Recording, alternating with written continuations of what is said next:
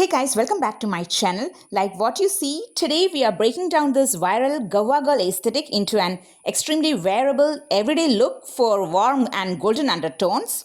Along with keeping this look fresh, I'll be sharing crucial placement rules, major rectification hacks, and so many things. If you want to master this effortless glow, hit that subscribe button and let's get right into the tutorial. I'm starting by prepping my skin with Embryollis moisturizer. I'm using the Sephora number 47 brush to apply the moisturizer evenly on my face. I'm going to use this shade from the Shop Aerial Concealer Palette to correct my dark circles and the discolorations around my mouth area.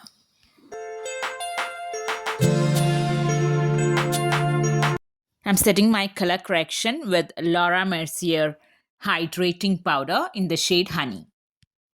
This is a true match to my skin tone. I have lifted the powder, minimized it, and then applying it on my skin. I have corrected my eyes and I immediately said that. Now I'm correcting the discolorations around my mouth area and on my nose, and then even that I will be setting it immediately.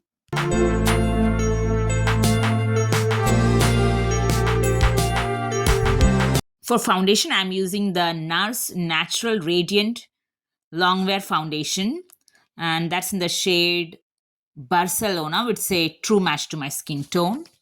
It's a radiant foundation that's a sort of dewy, but at the same time it gives a good coverage. I'm applying it using Estee Lauder Beauty Blender. Today I'm going to do the cream contour with this shade from the same Shop Aerial Concealer Palette.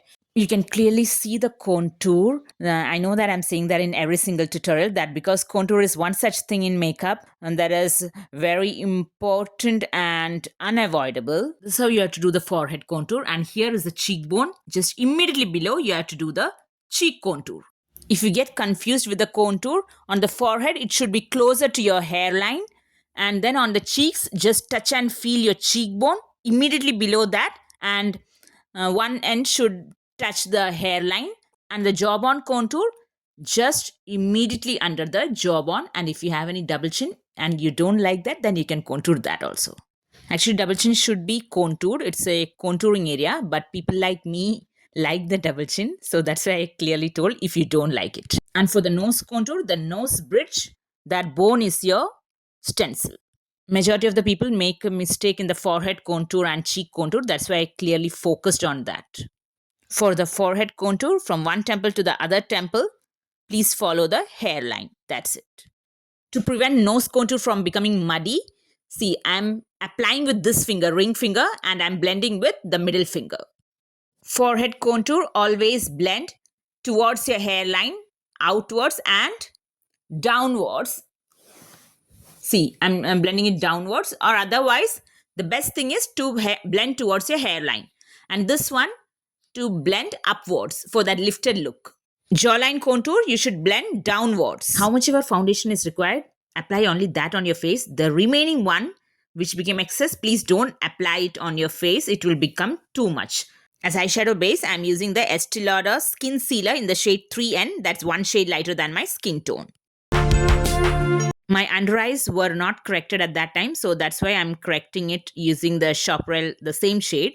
Since this is a cream product and on top of this I will be applying a liquid product, before that I have already set that with the Laura Mercier powder. I could not shoot it, and the same way even the one more thing, that is a jawline contour, I could not shoot it because my mobile was slightly out of space.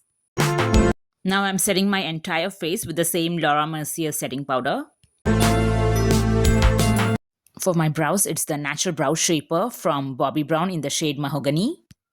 I'm using this shade from the Shop Aerial Spectrum 1 eyeshadow palette. Initially, I will be applying it on my crease and socket. I'm applying it with a large fluffy blending brush from Prash Cosmetics. Now with the same brush, the same shade I'm going to apply all over my eyelid. That because I have got slightly darker eyelids as compared to this shade and the shimmer that I'm going to apply. If you don't have that darkness on your eyelid, you can very well go ahead with the shimmer alone. People like me, if you have a dark eyelid and on top of that if you're applying this kind of very light shimmer, that darkness may peep through that. So as an eyeshadow base, I have applied that pink color. My waterline, I have already used Estee Lauder Onyx gel pencil. And for eyeliner, I'm using the brown color eyeliner from Too Faced. For blush, it is the Shelly blush from Benefit Cosmetics.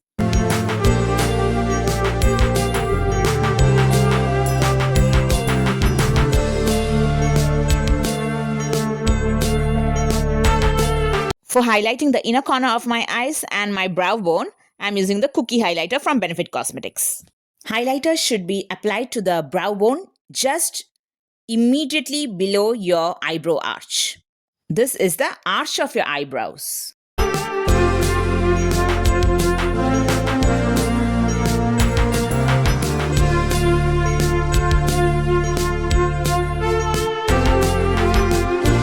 Here I'll show you a quick tip. If you accidentally apply a little too much highlighter, you can see I have applied slightly more highlighter. Simply blend and spread it using a pencil brush. Pencil brush is the one that I'm using now, or a fingertip. Your fingertip is often the best option because the warmth of your finger helps soften and blend the product seamlessly. The main thing is you have to diffuse the edges. And how to check whether you have applied the highlighter correctly or not. Just look straight into the mirror and you won't see any shine on the place where you applied the highlighter. And once you turn your face towards light and the light hits over the highlighter, it will shine. Just like you see in the video. You can see as soon as I turn my face away from light, the shine disappears. For my lips, it's the shade Watermelon from Bobbi Brown Cosmetics Crushed Lip Color. Today, I'll be lining my lips after the application of lipstick. But if you're a beginner, I recommend lining your lips before applying lipstick. If you're more experienced or a professional, you can absolutely do it the way I'll be doing it. The reason is that if you line your lips after application of lipstick and if you make a mistake, like the lip liner goes outside your natural lip line and you try to correct it, the lipstick may smudge along with it. And that makes the correction much more difficult. So when you line your lips before applying lipstick, even if you make a mistake, it's much easier to clean it up and perfect the shape before moving on to the lipstick. For lining my lips, I'm using the shade Beat from MAC Cosmetics.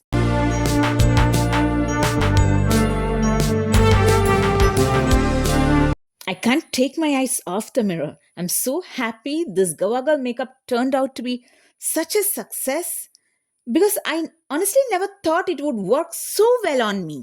For setting spray, I'm using the Urban Decay All Nighter setting spray. This first layer of setting spray, it will act as a sticky glue. It will keep the foundation and concealer from sliding around when we tap this Gucci gel balm, the one which I'm tapping now on top.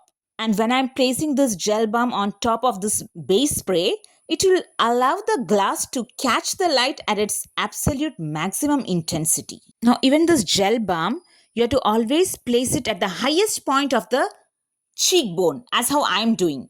And in case if you are a person like me, like who has chiseled cheeks, like not chubby cheeks, chiseled cheeks, you want to have the visual effect of chubby cheeks, then you should, after you applied at the highest point, you have to blend downwards as how I'm doing it. You can clearly see the difference. On the apple of my right cheek, I have applied the Gucci gel. So when the light hits it, it gives a beautiful glossy shine. On the apple of my left cheek, I haven't applied anything, so there is no shine. See, now I'm applying it. And once again, if you have any extremely large visible pores, then please avoid applying any kinds of highlighters, whether it may be this Gucci gel itself. You please avoid placing it over there because it will highlight in the pores. Also, don't apply too much of the gel as it may pull the makeup from underneath. Now, this final mist of setting spray melts all the layers of makeup together. And this is the finished everyday Guava Girl look. It is fresh, juicy, and perfectly balanced, so anyone with warm golden undertones can rock it globally. If you love this soft everyday vibe, please give this video a huge thumbs up and share it with your makeup loving friends. And please also don't forget to hit the subscribe button. I'll be soon back with another video. Till then, bye bye.